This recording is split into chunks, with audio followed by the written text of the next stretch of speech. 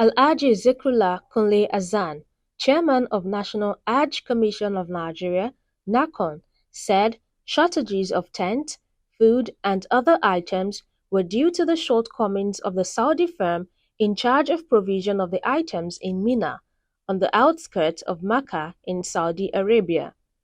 Pilgrims formally flagged off the 2023 Hajj exercise by passing their first night in the city, which is also known as world's biggest city of tents.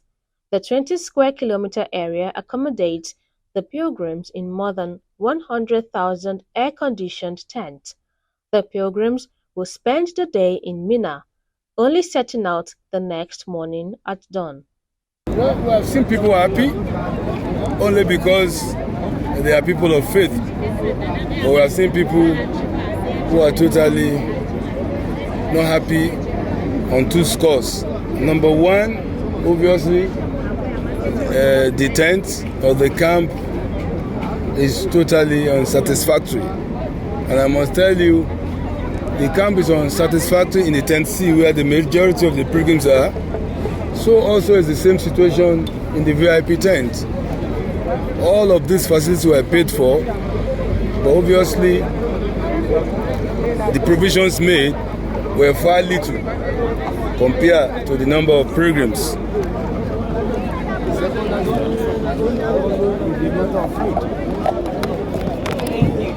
In the number of tents, it's also clear that the food has not been adequate and also has not been timely. First, on the issue of tents, the tent is the exclusive preserve of the government of Saudi Arabia. We had no way to expand it or to contract it. But we had their understanding that the tent is enough for all. So I must say that we are very disappointed that in the end, quite a number of pilgrims are left to stay outside the camp.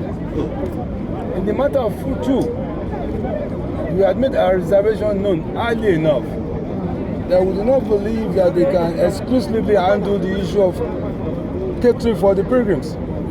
They insisted that they have mega kitchen, they have their plan, and actually I remember that only 2 nights ago I had a meeting with them up to 2 a.m. for assurance.